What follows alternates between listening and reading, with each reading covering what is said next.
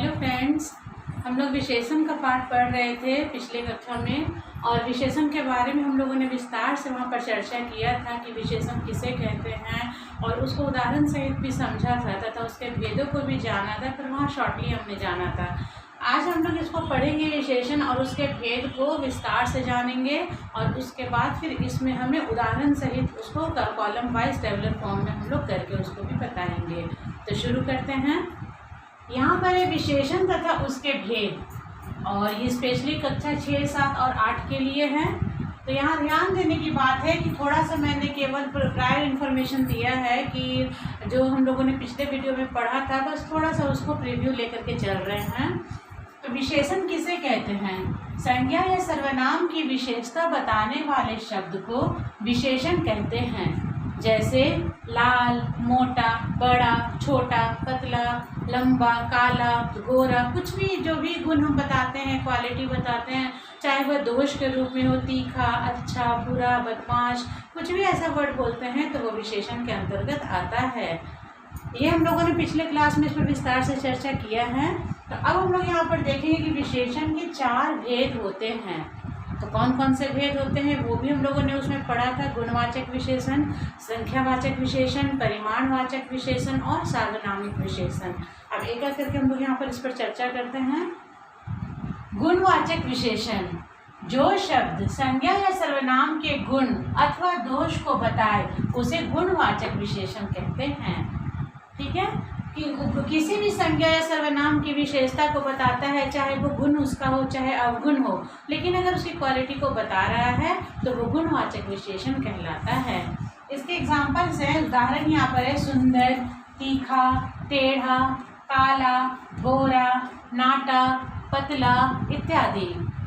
Okay, फिर हमारा जो सेकंड वाला हो जाता है संख्यावाचक विशेषण। नाम में ही इस विशेषण की विशेषता छिपी हुई है कि वो न्यूमेरिकल होता है, वो काउंटेबल होता है, हम उसको गिन सकते हैं। ऐसे शब्दों को संख्यावाचक विशेषण कहा जाता है। इसकी परिभाषा देख लें तो जो शब्द संज्ञा या सर्वनाम की संख्या बताए उसे संख्यावाचक विशेषण कहते हैं। जिन चीज़ों को गिना जाता है, जिनके बारे में हम डेफिनेट और इनडेफिनेट दोनों होते हैं, कि निश्चित भी होते हैं अनिश्चित भी होते हैं, तो ऐसे शब्दों को संख्यावाचक विशेषण कहा जाता है। जैसे 4 बच्चे, बच्चों की संख्या कितनी है तो 4 है, तो 4 बच्चे। 10 घोड़े, घोड़े को भी गिना जाता है तो 10 घोड़े। कुछ केले, यहाँ मैंने कुछ लिखा है, यहाँ संख्या नहीं लिखा है, पर इतना मालूम है कि केला गिने जाने वाली वस्तुओं में आता है, तो उसे हम कुछ केले लिखेंगे तो ये संख्यावाचक में ही आएगा। यहाँ इसके और उपभेद हो जाते हैं, निश्चित संख्यावाचक, अनिश्चित संख्यावाचक। तो ये अनिश्चित संख्यावाचक के अंतर्गत आएगा कि संख्यात्मक तो है, गिना तो जा सकता है, लेकिन ये नहीं पता है कि कितना है, तो ये अनिश्चित हो जाएगा। अगर यहाँ हम कह दें कई आदमी, तो आदमियों को गिना जा सकता है, लेकिन ये नहीं, यहाँ पर कोई संख्या पर्टिकुलर नहीं दिखाया जा रहा है, तो ये अनिश्चित संख्यावाचक में आता है, लेकिन आता है संख्यावाचक में ही। फिर है 5 बॉल। 5 बॉल गेंद जिसको कहा जाता है, तो गेंदों की संख्या कितनी है? 5। तो जो हमारा नंबरिंग होता है, नंबर हमारे संज्ञा के जस्ट पहले लग जाता है, संख्या हमारे संज्ञा शब्दों के जस्ट पहले लगते हैं, तो वो हो जाते हैं संख्यावाचक विशेषण। उसके बाद हमारा यहाँ पर है परिमाणवाचक विशेषण। परिमाणवाचक विशेषण क्या होता है? परिमाण का अर्थ होता है नापना, तौलना, उसका पैमाना, उसका मेजरमेंट करना, तो जिसको गिना नहीं जाए लेकिन तौला जाए, ऐसे शब्दों को परिमाणवाचक कहते हैं। कि जो शब्द संज्ञा या सर्वनाम के परिमाण मतलब कि मात्रा, नाप, तौल को बताए उसे परिमाणवाचक विशेषण कहते हैं। उसकी मात्रा को बताए, उसकी क्वांटिटी को बताए, उसकी संख्या को ना बताए। जैसे कि 3 किलो चावल, चावल को हम गिन तो सकते नहीं हैं, उसको मेजरमेंट करते हैं, नापते हैं, तो ये हमारा हो जाएगा 3 किलो चावल। तो यहाँ पर 3 किलो जो शब्द होगा वो हमारा हो जाएगा परिमाणवाचक। फिर हमारे पास है 2 मीटर कपड़े। कपड़े को भी गिना नहीं जाता है, उसको नापा जाता है, तो 2 मीटर कपड़ा के अनुसार 2 मीटर हमारा यहाँ पर हो जाएगा परिमाणवाचक विशेषण। यहाँ 1 टन कोयला, कोयले को भी तौल करके नापा जाता है, मेजरमेंट किया जाता है, तो ये भी हो जाएगा हमारा परिमाणवाचक विशेषण। 10 ग्राम सोना, 10 ग्राम 20 ग्राम सोना जैसे ज्वेलरी बनती है तो ये भी तौला जाता है, तो ये भी हमारा हो जाएगा परिमाणवाचक में। थोड़ा दूध, अब यहाँ फिर एक वर्ड आ गया थोड़ा। यहाँ पर हमने 1 लीटर 2 लीटर कुछ नहीं लिखा, डायरेक्ट लिखा थोड़ा। तो यहाँ भी उसी तरह से परिमाणवाचक के दो भेद होते हैं, निश्चित परिमाणवाचक और अनिश्चित परिमाणवाचक।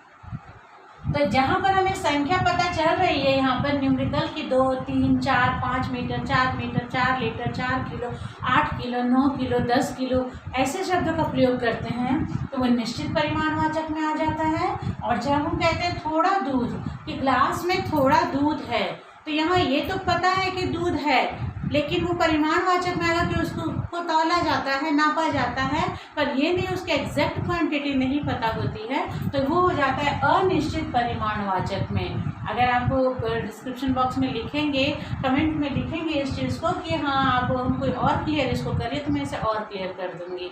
तो यहाँ हमारा है परिमाणवाचक में निश्चित, जहाँ निश्चितता का पता चले, और अनिश्चित, जहाँ अनिश्चितता का पता चले, क्लियर पता नहीं चले वो कितना है। तो थोड़ा दूध, ज़्यादा पानी, कुछ गेहूँ, गेहूँ के कुछ दाने पड़े हुए हैं, थोड़े इतने हैं, दाने कुछ हैं, तो अगर हम उसको कहें गेहूँ को भी तौला जाता है, नाप कर कोई संख्या गिनकर कोई नहीं लेता है, तो वो भी हमारा हो जाएगा अनिश्चित परिमाणवाचक विशेषण।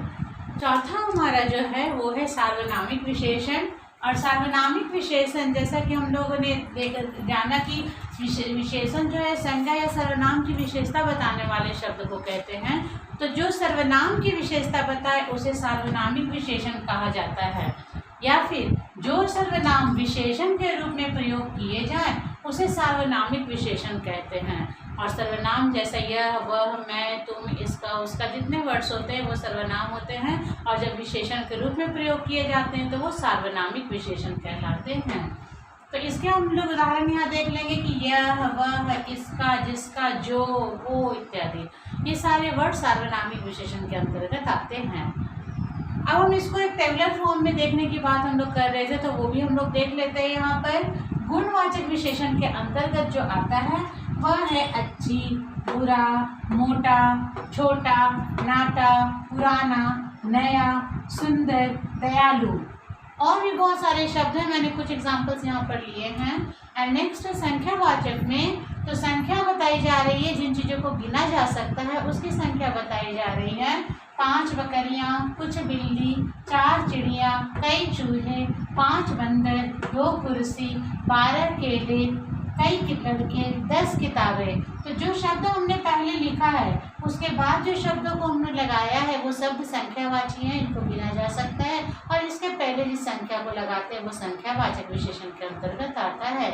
अब यहाँ जो वर्ड है कई चूहे, यहाँ पर संख्या नहीं लिखी हुई है, लेकिन ये मालूम है कि चूहों को गिना जा सकता है, इसलिए यहाँ पर कई जो हो जाएगा वो हमारा संख्यावाचक विशेषण कहलाएगा। क्लियर है? अब हमारे पास यहाँ परिमाणवाचक विशेषण है। हम लोगों ने परिभाषा में देखा था कि नापने, तौलने या मात्रा वाली वस्तुओं को परिमाणवाचक विशेषण कहा जाता है। तो यहाँ पर है 2 किलो आटा, आटा को हम लोग गिनते नहीं, तौलते हैं, तो इसलिए यहाँ पर 2 किलो शब्द जो हमारा है वो हमारा हो जाएगा सार्वनाम परिमाणवाचक विशेषण। फिर दूध, दूध के अंतर्गत भी अगर हमने इसकी बात कही, 1 लीटर कपड़ा जो लिखा हुआ है, तो ये 1 लीटर दूध जो लिखा हुआ है वो दूध भी तौलने की वस्तु है, तो तौलने के कारण 1 लीटर हो जाएगा परिमाणवाचक। 5 मीटर कपड़े, 2 किलो चीनी, 1 लीटर तेल, थोड़ा मैदा, 25 किलो गेहूँ, 1 गिलास पानी, कुछ दूध, 5 ग्राम चांदी। तो ऐसे वर्ड्स जो लिखे जाते हैं जिनको तौलने की बात होती है और उसके पहले संख्या लिखे होते हैं वो परिमाणवाचक विशेषण के उदाहरण होते हैं। फिर उसके बाद है सार्वनामिक विशेषण। यहाँ मैंने सेंटेंस से लिख डाला है ताकि आपको और क्लियर हो। अगर हम यहाँ पर कहें कि यह मेरा घर है, तो मेरा तो यहाँ सर्वनाम है, लेकिन मेरा के पहले फिर सर्वनाम का प्रयोग किया गया है, तो यहाँ पर यह जो लगा है वह मेरा सार्वनामिक विशेषण हो जाएगा। और हम इसको कहेंगे यह मेरा घर है, में सर्व विशेषण छांटने की बात होगी तो हम वहाँ पर यह को कह देंगे। फिर वह तुम्हारी कलम है, अगर ऐसा कहते हैं तो यहाँ भी तुम्हारी सर्वनाम है और सर्वनाम की विशेषता बताने वाला शब्द वह है, इसलिए वह हमारा सार्वनामिक विशेषण होगा। उसके बाद है कि इसने उसकी कलम तोड़ दी, तो यहाँ पर उसकी हमारा सर्वनाम है और उसकी की विशेषता एक और सर्वनाम बता रहा है, तो यहाँ पर इसने हमारा सार्वनामिक विशेषण होगा। फिर है उसने मेरी कॉपी छीन ली, तो मेरी की विशेषता उसने बता रहा है, इसलिए उसने मेरा सार्वनामिक विशेषण हो जाता है। फिर है कि वह तुम्हारी किताब है, तो तुम्हारी की विशेषता वह बता रहा है, वह शब्द, इसलिए वह हमारा सार्वनामिक विशेषण के अंतर्गत होगा। तो ये हमारे थे कि गुणवाचक विशेषण, संख्यावाचक विशेषण, परिमाणवाचक विशेषण और सार्वनामिक विशेषण। आशा है आप लोगों को ये पूरा टेबल समझ में आ गया होगा और विशेषण तो उसके भेद समझ में आ गए होंगे। कहीं कोई कंफ्यूजन होगी तो आप कमेंट बॉक्स में लिखिएगा और मुझे शेयर करिएगा। तो आज का वीडियो हम लोग यहाँ पर समाप्त करते हैं। अगले वीडियो में फिर आपके साथ मिलेंगे, तब तक के लिए धन्यवाद।